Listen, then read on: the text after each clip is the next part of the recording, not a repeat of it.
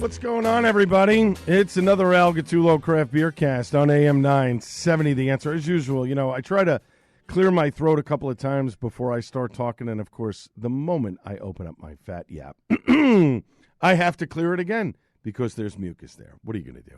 How's everybody doing? I hope everybody's having a great summer. It's been a crazy week in terms of rain and, of course, the remnants of Hurricane Debbie coming up the East Coast and hitting various states, including New Jersey and New York. So it's been a rainy week, let's put it that way. But we have a best of this week because I've been off for the majority of the week. So my vacation was sort of, just sitting around dealing with the raindrops. But coming up in 10 minutes, it's a best of show. It's a replay of my interview with Jay Friedman and Phil Vondra. They're authors of the book Beer Hiking in New York State. That was taped last year. And then in 20 minutes, my two-part interview from June with the boys from Coastal Brew Works down in Red Bank. John Flatung and Matt Potensky will join me on the program. And, of course, portions of this program are brought to you by Wet Ticket Brewing. 1435, beautiful Main Street in Rahway, New Jersey. Parking deck right across the street. You can take the train as well. Plenty of restaurants to eat at. It's a great place to go. I was just there last weekend, last Friday. I had the new Hula Time beer, which was excellent. We'll get to a review of that in the coming weeks. But speaking of famous animals, the Jersey Shore getting a big visit. The Budweiser Clydesdales, the brand ambassadors for Budweiser, are doing a meet and greet in Margate on Thursday, August 15th. They'll be at the Margate Business Association from 2 to 4 p.m. 8 horses will be harnessed to the iconic red Budweiser beer wagon, and they'll also parade around town. So look, whatever you feel about AB InBev, the Clydesdales, that iconic commercial that you used to see on TV for years, those horses, not those horses, but those types of horses, the Budweiser Clydesdales, they'll be in Margate Thursday, August 15th at the Margate Business Association from 2 to 4 p.m.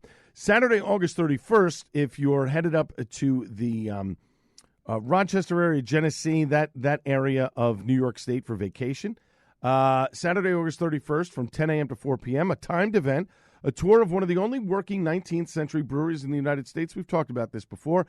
Help their costume interpreters harvest fresh hops from the hop yard. Stop in historic kitchens to smell 19th century food recipes, cooking with ale and yeast, and enjoy live music, food, beer tastings from local breweries and cideries, and GCV&M's craft beers in the beer garden. You can stop by the Davis Lawn Beer Garden, meet with representatives from the Rochester and Buffalo Home Brewers Association to jumpstart your own brewing if you'd like. And then you head over to the John L. Whaley Gallery to learn about the connection between the museum and the Genesee Brew House. Now, the beer garden serves the following beers.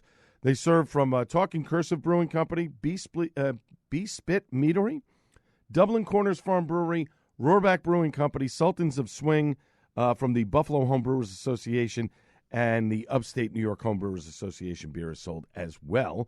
The two beers that are there that are made with traditional 19th century ingredients and the way they made the beer in the 19th century.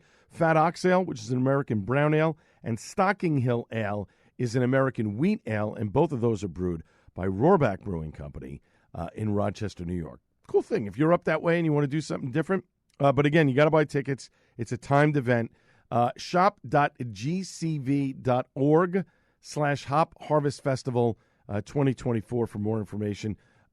It sounds like it's a really cool event. I've not been there, but I've heard really good things about it. So if you're up that way, Rochester, Buffalo area, looking for something different to do, maybe this is something to do, right?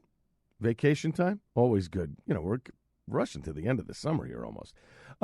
The American Craft Beer Hall of Fame, that has launched the website to honor, celebrate, and commit to history to those people who are responsible for initiating, sustaining, and promoting the American craft beer industry, which this program does, according to an announcement that was made last Thursday. Not this last Thursday, the Thursday before. The first class of inductees will be announced in the fall. Potential inductees include brewery owners, brewers, writers, educators, and others, recognizing their contributions and support of the craft brewing industry. Beer writer, judge, and educator Marty Nachal developed the idea for the Hall of Fame. It is a 501c3 nonprofit organization. In a quote, he says, American craft brewers have changed the global landscape of beer 40-plus years into this renaissance. I think their stories need to be etched in history.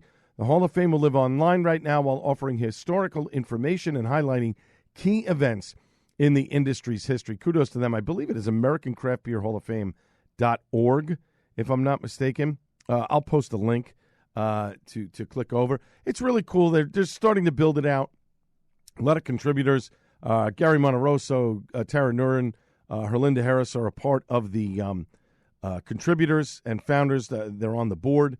So really cool stuff. And as things progress, we will give you more details on that because I think it's really important that those stories be told. Trogs Brewing announced the return of their Oktoberfest lager about a week and a half ago. Weighs in it at 6.1% ABV. Toasty lager boasts notes of sweet caramel, fresh baked bread, and flowering herbs. It is available on draft and in 12-ounce bottles and cans everywhere Trogs beer is sold. It's a really solid Oktoberfest. You should definitely check it out. Speaking of the Rochester area and Genesee Brewery, they recently announced it has invented a new season. It's New Yorkers' perfect season, they say. Some All. Some All is the season between August and October where New Yorkers beg for sweater weather while savoring the last days of summer. So they made a beer called Genesee Black Cherry Vanilla Keller Beer. It is available in 12 packs, 12-ounce cans, and on draft at select locations.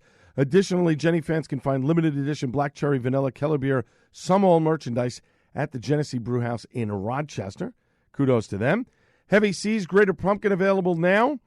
And the Oktoberfest lager is coming out in the Heavy Seas tap room on Friday, August 16th. And it will be hitting shelves very soon. And then finally, join South Orange downtown in South Orange Villages at South Orange first ever beer fest featuring craft brews from over 20 local New Jersey breweries at the Sloan Street parking lot on 12 Sloan Street. This is the perfect opportunity for beer enthusiasts and casual drinkers alike to sample over 40 unique and delicious craft brews, a DJ, food, all kinds of stuff. All takes place Saturday, September 14th from 2 to 6 p.m. Tickets available now, southorangedowntown.org/beer-fest. Fest is the website for more information. Coming up next, Jay Friedman, Phil Vondra, the authors of the book Beer Hiking in New York State, will join me on the program. And then later on, it's John Flatung and Matt Potensky from Coastal Brew Works. This is the Al Gattullo Craft Beer Cast on AM 970, The Answer.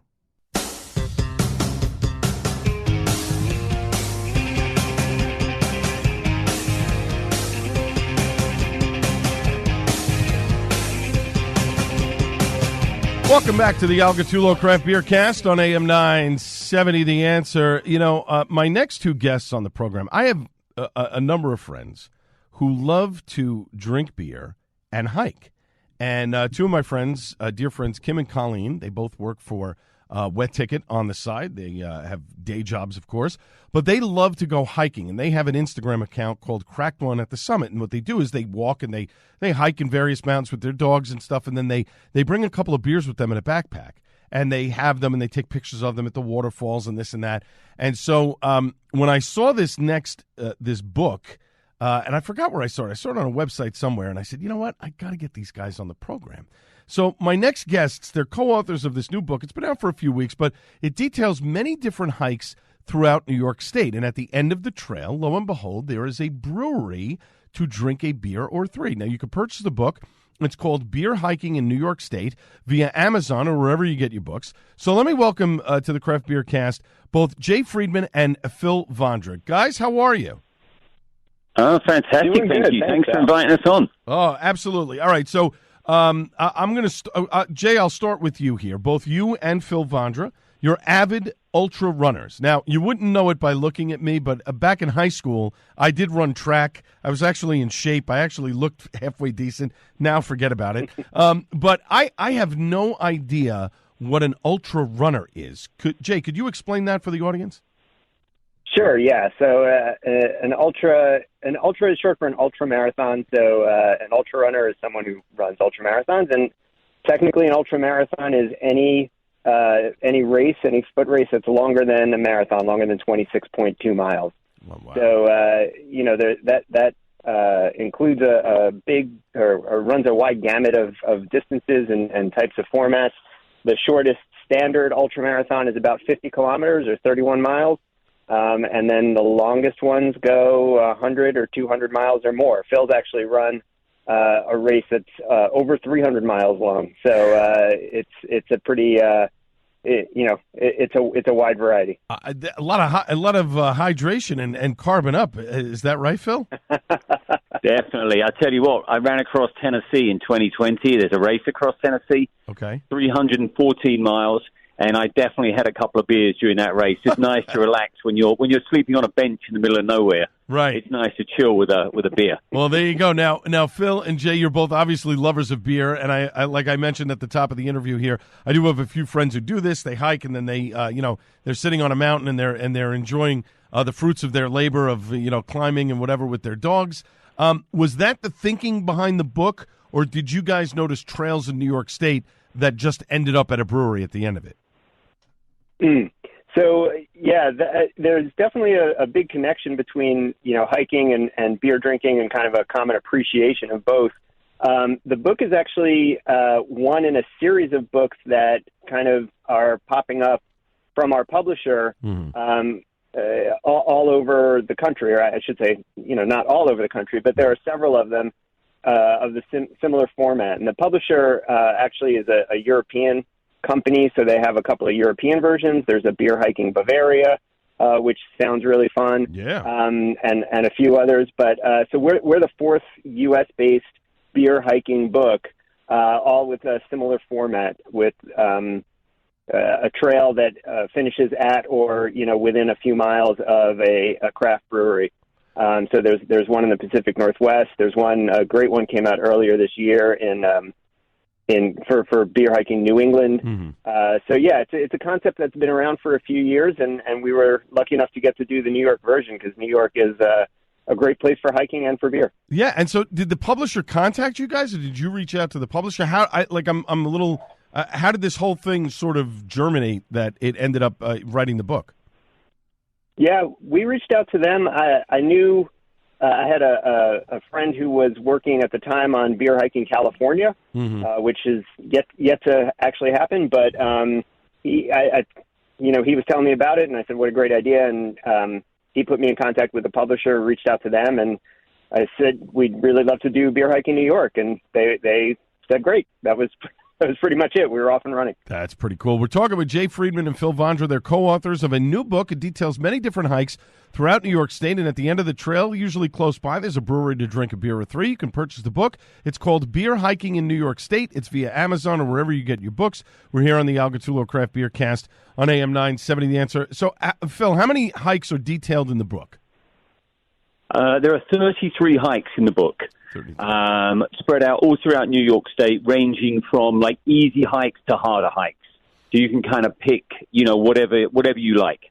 Gotcha. And one of the things that I really enjoyed is the fact that it's not just centered around New York State and mountains. You do have a number of trails that are in New York City. So for one of the ones that's in New York City, Jay, Phil, it doesn't matter who answers the question here. Which one was the one in New York City that you got? Or actually, both of you. Jay, I'll start with you, Jay, first. What was the trail in New York City that ended up at a brewery that you enjoyed the most? The first one in the book was a lot of fun. We start at with what we call the West Side Stroll, and we started it right at Port Authority, which is nobody's idea of your standard trailhead, but it's a very easy place for people to get to. Right. And just kind of headed right over down to the west side and got to walk on the pedestrian path there, and then picked up a whole bunch of kind of different sites and cool places to hike, like Highline and now I'm forgetting the name of that little park that's right off the west side. Oh, I know where you're talking. The new one that just opened. Yeah, the new one that just opened up. That sort of artificial park that's sitting there. Yep. Yeah. They're so like little kind of mushrooms standing up from the water. Yeah. Right. Very, very cool. And there's just so many sites to see there, and that one finishes right at Torch and Crown Brewery down in Soho. So you get a cool flavor of a few different neighborhoods and some different sites, and you finish at the only craft brewery in Manhattan. So that's true. I love Torch and Crown. They make some great beers. The food is excellent, and they've really done a great job. And that ends. I mean, you literally end about 2 blocks from the Holland Tunnel, which is really, really cool. Phil, what was your favorite hike in New York City? I really enjoyed the walk over the Brooklyn Bridge and then down to Other Half, just down in it's the end of Carroll Gardens, basically. And that was so nice. I mean, Brooklyn Bridge is just incredibly iconic. We walk along the water for a bit, and then you go through a few neighborhoods, and you end up at definitely one of my favorite breweries. So I think that was my favorite. But the West Side Stroll is hard to beat as well. Yeah. We're talking with Jay Friedman and Phil Vondra. They are both co-authors of a new book. It details many different hikes throughout New York State, and at the end of those trails, there's usually a brewery to drink a beer or three. You can purchase the book. It's called Beer Hiking in New York State via Amazon or wherever you get your books. We're here on the Al Gattullo Craft Beer Cast on AM 970 The Answer. Guys, were the breweries that you visited helpful with the crafting of the book, or did they know about the book when you guys were doing these things? In some cases, we told them, and in some we didn't. Everyone was helpful and friendly when we told them what was going on. But sometimes I feel like we wanted to just keep it a little bit of, kind of not to call too much attention to it, just so we got the real feel of what it was like to just, show up and just talk to people just like regular customers. Right. So, but everyone was, regardless of whether we told them we were writing the book or not, the bartenders and the brewers that we spoke to were all really knowledgeable and really helpful. There was one brewery up in Saratoga where I had done a hike and was talking to the bartender, and she actually turned me on to a similar hike, but one that started right from the bar, right from the brewery. So it was, we got to learn some stuff just even about the hiking from the brewers. So that was pretty cool. That is pretty cool. Now, one of the other things which I think is remarkable, and I'm assuming that you guys have done this, and I don't know if you have or not. There's a great brewery in the Catskill Mountains in Livingston Manor called Upward Brewery. Have you guys been to that one? So we mention Upward in the book. It's not one of the featured breweries. There's another brewery right down the road where I think the guys who started Upward used to work. Catskill Brewery. And that was Catskill Brewery. Yes. And so Catskill Brewery is in the book, paired with a hike near Livingston Manor, about 5 miles away, I think. Phil, that was one of your favorite hikes, I think, in Willamette, right? Yeah, that was the Willamette. Yeah, around the beautiful pond there. That was a great hike. There was a few like ponds and lakes on that one.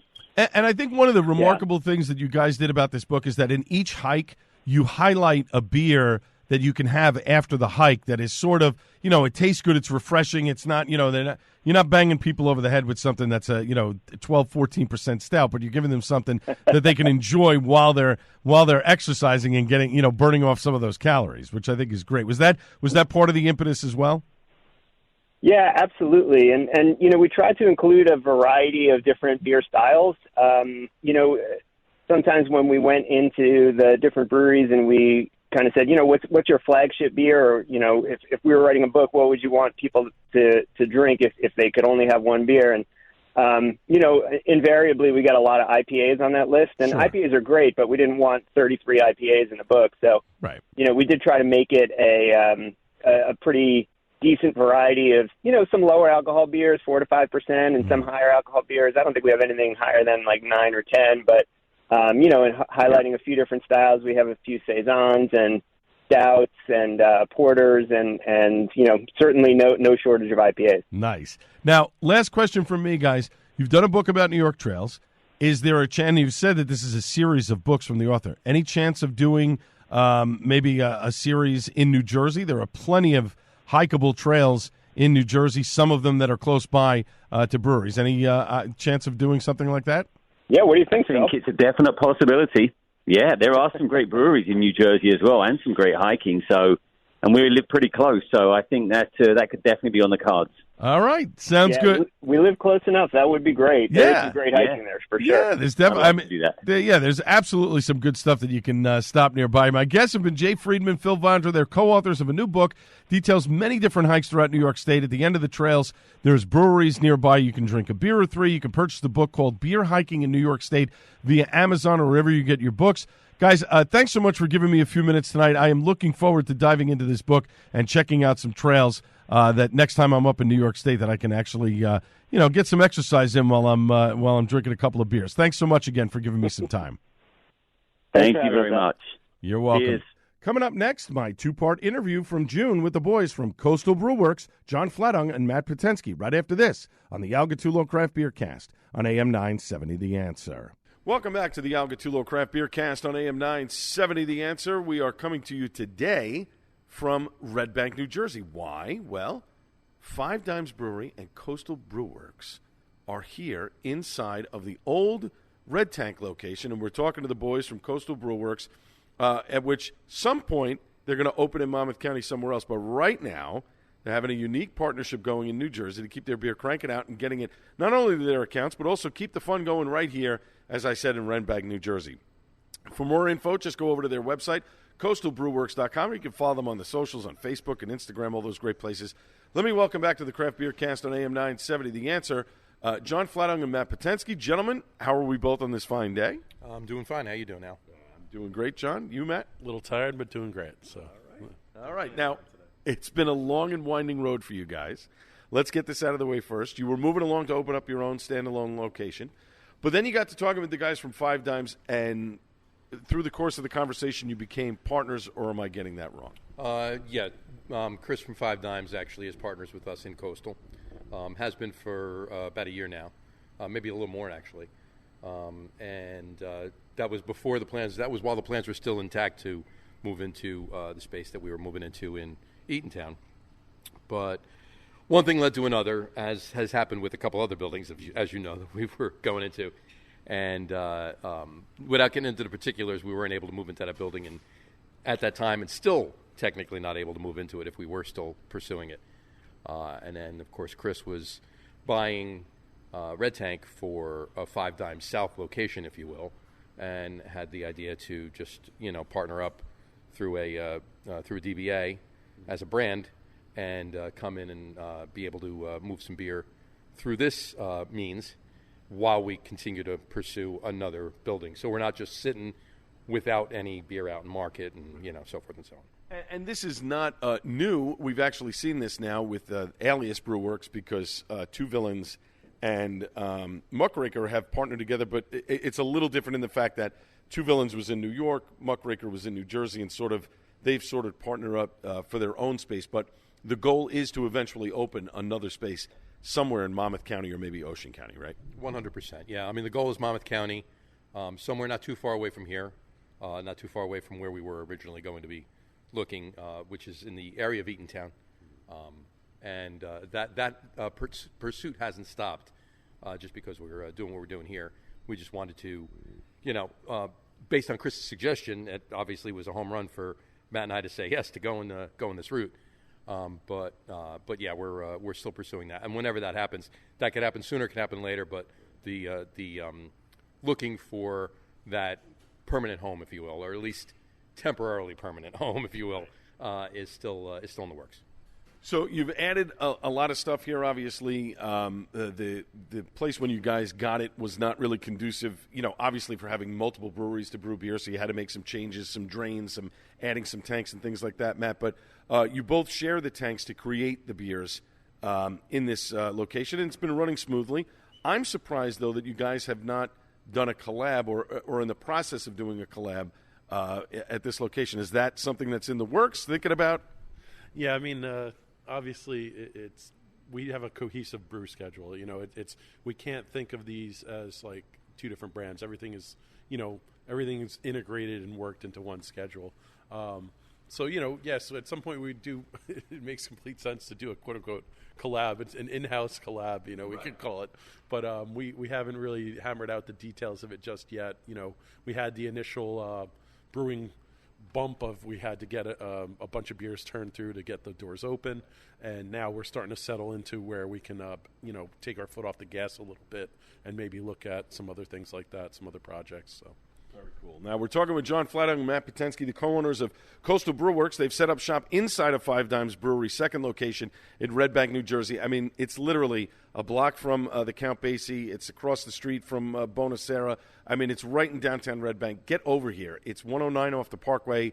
It's a great spot to come and have a couple of beers. They have a couple of garage doors here in the front that open up for some fresh air when it's not 95 degrees outside. They got bands on the weekends. It's a lot of fun here. CoastalBrewWorks.com is the website for more information. We're here on the Al Gattullo Craft Beer Cast on AM 970, The Answer. But, Matt, I got to tell you, the last two IPAs, we talked about this before we started the recording, the last two IPAs that you produced are amazing. Low ABV, lots of flavor, and honestly, as close to a Treehouse beer that I have had ever, and I'm not just blowing smoke up your rear end. They are spot on. But that wasn't the goal when you were making these last two beers, was it? I mean, no. It's I have a certain philosophy with making the beer, and really it's about keeping things very simple and have very straightforward, clean flavor. I like only putting a couple hops in. Most of our beers are only going to have 2 hops, and that's to make sure that we really slam home an actual flavor profile. If 2 hops have 2 dominant flavors, I'm thinking about those 2 dominant flavors and how they interplay with each other. And, just trying to make things really clean. We've actually, been using some fairly newer techniques. We're doing some, cold dry hopping techniques and things like that that also accentuate, a very clean flavor profile. So, I've been very happy with the way the beers have turned out so far. We have a great team here. Dennis and John, Dennis, the production manager, and John, our brewer, do a great job and really help me take my vision of what I want, in terms of flavor and, make it happen. So, again, really happy with the beers that have been coming out of here. And, it's, as long as I'll take the, any comparison to Treehouse anytime as a huge compliment. So thank you, Al. And when you guys opened here about a month ago, you led with a Patter's beer, which, if anybody knows Matt, you'd know that is something that he would probably lead with, something unique, something different, and not your standard, hazy IPA, which, of course, he does make, and, obviously he play to the masses. But for folks that don't know, it's a Belgian single, correct? Yes. So, it has several, a Belgian Abbey single, or a Pater's beer, literally translated, it means father's beer. So, again, this is in the monastic tradition of Trappist monasteries that you have in Belgium. And what it is it's it's literally a table beer. This is the beer that fathers would have with every meal. So it's very light in ABV, and it's basically liquid bread in a sense. But it's mostly Pilsner malt, a little bit of wheat, and then we just make sure we have a really good Belgian yeast that develops a really complex ester and phenol profile, so that it's the lawnmower beer that has some flavor to it when you're drinking it. It's the monks are mowing their lawn. This is what they'd be drinking. So somehow seeing the monks mowing the lawn and drinking this beer, I don't know if that's an image I really want in my head. But okay, we're talking with John Flatting and Matt Patensky, the co-owners of Coastal Brewworks. They've set up shop here inside of Five Dimes Brewery's second location in Red Bank, New Jersey, and it is a partnership, true and true. But they are planning on opening up another location for themselves in Monmouth County at some point down the road. Probably not this year, but maybe sometime into next year. For more info, you can just head over to their website, coastalbrewworks.com. You can follow them on Facebook, Instagram. They're on Twitter as well. The new kids call it X. I still call it Twitter. John, I noticed a lot of cans in the case, both Five Dimes and Coastal. But what I noticed something new here, and I've been here a couple of times already, you're now doing individual cans where you can sort of pair up a couple of cans from Five Dimes and a couple of cans from Coastal if you wanted to try something unique. Yeah, it's actually something new. We just started a week ago, or this past weekend. We've noticed a lot of people were taking, grabbing a 4-pack and grabbing a 4-pack of Five Dimes, grabbing a 4-pack of Coastal, and, making mention that the fact, I'd like to get a bunch of these, but I can't take all these 4-packs. So we went ahead and decided let's do singles. So you can get a single of anything. You can make your own 4-packs, 6-pack, whatever. Just take a single of whatever you want, or two of each. It doesn't matter. You can buy them by the can, as well as the 4-packs. Obviously, there's a little bit of a bump on the single can. Not much, but not too much different than the 4-pack. But yeah, you'll be able to get whatever you want. So if you like a beer, if you really like a beer, grab a 4-pack of it. If you want to have a few others as well, but you want to mix and match a little bit, you make a couple of mixed 4-packs of both beers. Yeah, and it's still not terrible. I mean, they're talking $5 a can, which is kind of reasonable. If you go to a Wegmans and try and do a mixed 4-pack or 6-pack, you're going to be paying about as much anyway, comparable. But you're also doing crowlers as well, and you're also I noticed that Five Dimes has flavored seltzers as well here. So if somebody doesn't drink beer, you can do any type of flavored seltzer, right? Any type of flavored seltzer. I think we have 8 different flavors for the seltzers, and they can have anybody comes in here with, say, one of the people in the party that walks in isn't too big of a beer fan, but of course they like their seltzers and they want something to have. They can have flavored seltzer and one of 8 of their choice flavors. Plus, there's a couple of different sodas and waters and everything else that we are now allowed to do here in the state of New Jersey, offerings as well. Exactly, which you couldn't do before. You can get a bottle of water, you can get a can of Pepsi or something like that, which is great. We're going to take a quick break. We will be back with more from John Flatting and Matt Patensky of Coastal Brew Works right after this on the Al Gattullo Craft Beer Cast on AM 970 The Answer.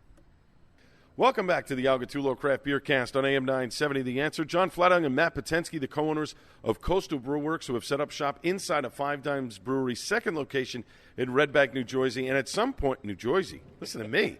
What was that? That was my Staten Island trying to be like a Jersey guy. That was terrible. Red Bank, New Jersey. Let me get that right. My God. I'm sorry, folks. Wow. Benny just came out. Yeah, it really did. The Benny did just come out. It's something. At some point, Coastal will be in Monmouth County, too. I didn't open my mouth and enunciate enough. That's the problem. You think I went to school for this stuff. For more info, you just go to their website, coastalbrewworks.com, or go to Facebook, Instagram. You can check them out over there. And by the way, John does a show called The Lager Guys. It's on Tuesday nights. It's a great show. It's on Facebook. Last night, which we're recording this on a Wednesday, on Tuesday night, John and Matt and Samurai Dave were down at Icarus Brewing, which is going to be opening in a couple of weeks. They did a whole tour of it. It was really cool. Check that out on Facebook. You definitely don't want to miss that if you are a person who is into beer. And if you're listening to this, of course you are. Now, John, what is the plan for distro on the beers that are being made here? I know that some stuff was finally sorted out with other people, and you've sort of cleared the way now to start distroing your beers within the state of New Jersey. Is the plan to get it out to as many people as you can over the next several weeks? Yes, yeah. The plan is to I don't want to use the word bombard, but get the beer out there fairly quickly. Already been working on that most of the day today, as a matter of fact. But the plan is, beer will be going out tomorrow, Friday, next Monday, Tuesday, Wednesday, and on from there. But getting a lot of the beer out that has been produced so far out onto tap lines in the state, around the state. A heavy concentration in Monmouth and Ocean County, but we've had Coastal's had beer on tap and in stores around the state, especially in key accounts. So it'll be heavy concentrated in Monmouth and Ocean County, a little bit less so, but still a decent concentration in Middlesex and say Atlantic, and then key accounts around the rest of the state: Cape May, Camden, Mercer, Burlington, up in Bergen, Passaic, Morris, and the like, and in that area. And so Somerset as well. And if somebody wants to get in touch with you, let's say somebody's listening right now, owns a bar in New Jersey or maybe a liquor store or something, and they want to get their beer from you guys, how would they go about doing that? Just contact, you can do info@coastalbrewworks.com, john@coastalbrewworks.com, or just right into the website or the Facebook page or the Instagram page. Any of those will work, and we'll get it right away, and we'll get back in contact with you and get you some beer. Nice. Now, Matt, almost all of the beers that you have on tap right now are in cans, except for the Patters beer. Is that something that you would like to put on cans, maybe as a 6-pack or maybe a small 4-pack like in 12-ounce cans at some point? Again, the main reason I made that is because I wanted to have it. Right. That was my selfish beer. But, we do a lot of hazy IPAs, and I've always loved Belgian beer. And I wanted to do something a little bit different, and I think we're fine with it, having it on draft. And one is, it's opportunity to offer some bars something that's probably quite a bit different. There aren't a lot of the, Belgian Pater's beers around. So maybe, a bar would like to take a shot. Maybe they are a little IPA'd out, like some of us, I feel, are at this point. Even though they are the top, it's hazy IPAs are still the top seller. I do feel there's a certain amount of fatigue that is gone with that. We do have kegs of it available. In terms of canning or anything like that, I think, all that batch is pretty much packaged at this point. So, I would be fine with selling kegs to some key accounts. But honestly, we might keep some of it and to bring to festivals and things like that. So, it is something that's more that's going to be our beer, in a sense, and that's going to be a representation of what we can do, besides the hazy IPAs, obviously, which I think we're fairly known for. But it is. I like to see us hold on to some of those and bring them to festivals and things like that as one of our kind of flagship beers. All right. And so let's. I'm going to jump ahead about festivals. What are the plans to be at certain festivals at this point? Maybe in the summer or in the fall. Are we talking any festivals in the summer, or are we going to wait till the fall? No, we'll be talking some festivals in the summer. There'll be some beer at. Plan is to go to a few weeks down to AC Beer Fest, to the summer festival in July on. Right, that was the first one we ever attended. Yes, exactly. That was a few years ago. Exactly. And then we'll be doing, I think there's another one we're looking into, another one or two we're looking into in August. We just talked about doing one in September, which is a beer fest of sorts, but it's put on by Beach House. Okay. They did one back last month in May, was 10 breweries represented, and they had it on their roof deck. And they're doing another one of them in September, and Coastal and Five Dimes will both be in attendance at that. And and then doing a bunch of fall events. The standards that we've done in the past. We've been at Westfield and the others. But we'll be hitting festivals hard from this point through next year. Definitely, we enjoy the festivals. We enjoy getting out, meeting the people, getting the beer in front of people that haven't had it, and let them know what we can do. Very cool. Now, it'll be just to add on to that too is we've gone to festivals for 2 years, right, and everyone's like, "Where are you?" And we're like, "Nowhere yet." Right. And now at least we can go to Red Bank and go to the brewery. So it's going to be a very different experience going to the festivals and being able to at least point someone to hear, to the brewery here in Red Bank. So that'll be a kind of rewarding addition. See, that's very cool. Now, we're talking with John and Matt, the co-owners of Coastal Brewworks here in Red Bank, New Jersey at Five Dime Brewery's second location. It's a partnership here. And Red Bank being a fantastic town with a great nightlife scene. You guys got the Count Basie right down the street. You've got Jamie's right next door. You've got the Irish Bar that's up the street. It's a fantastic nightlife of town. I know you've had bands here, but there's got to be more here to get people to come in here. Is there any thought about, maybe trying to, capture people as they're walking out of the Basie? Hey, have you been to the brewery yet? And sort of maybe have somebody stand. I mean, literally, I would have somebody standing on the street just handing them a little card to say, hey, come down here and have a beer, because you are open late on Fridays and Saturdays. You're here until midnight, which is, rare for a brewery to be open that late, but there's a vibrant nightlife here. Yeah, there's one other brewery I'm aware of that's open till midnight on Friday and Saturday nights, and that would be Five Dimes location in Westwood. But other than that, that's not a bad idea, actually. We haven't even thought about that. But the buzz is getting around the town. Obviously, a lot of people in the town have come to the town, is aware that for years there has been a brewery here. But now with us being in here right now, it's something that's getting re-spread around, if you will. The word's getting back out again. But that's not a bad idea, though. But 100%. There's a lot of transient traffic, foot traffic in Red Bank. People will walk the block. They'll walk down Monmouth Street. They'll walk over to Broad and walk down Broad Street. So we have seen a lot of people, capturing people's attention that may or may not have known that we were here, and then have walked by. Oh, what's this? Oh, I got to go in here. I got to check this out. And then they come in, and sure enough, they're enjoying themselves. Right. Trenton made changes, obviously, this year. Obviously for the positive for a lot of breweries around town. Matt, I'm going to start with you and then John.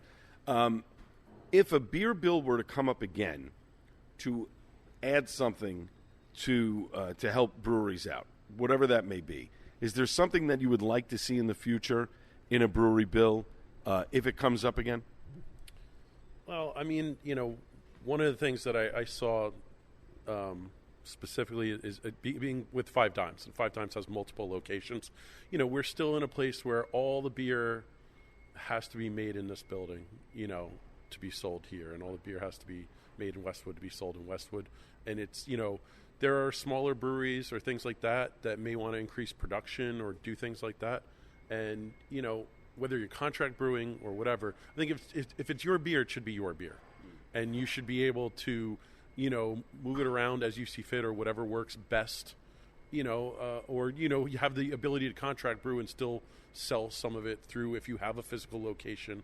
I mean, I think that's one of the big things holding the beer industry back in the state. You look at New York, and you can have satellite tap rooms or things like that. So you can have one big production area, and then you can go move the beer to different places. And I think I really think that would be a huge advantage and a huge help towards promoting the small businesses that are New Jersey craft beer. And John, if you could have one thing added to a beer bill, what would it be? Well, I do agree with what Matt said. We've been talking to a couple people. In fact, in the last week and a half, Matt and I actually had a conversation with a couple different people that feel the same way. And not so much the ancillary tap rooms, if you will. Not that would be a bad thing, mind you. That would be great. And New York can do it. Pennsylvania can do it. Pennsylvania does it all the time. New York does it all the time. But the fact that if they have a couple different production facilities, they have to, in those particular buildings, let's say have somebody opens up one massive production facility, and then they have another smaller brewery. Or maybe they had the small brewery first and they opened the bigger place.